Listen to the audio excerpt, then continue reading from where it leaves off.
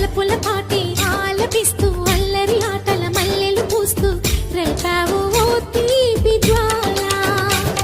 ఒక పక్కన రక్కసి మూకలతో సమరాలను చేశావు, ఈ పక్కన చక్కని చుక్కలకి మరి చీరలు దోచి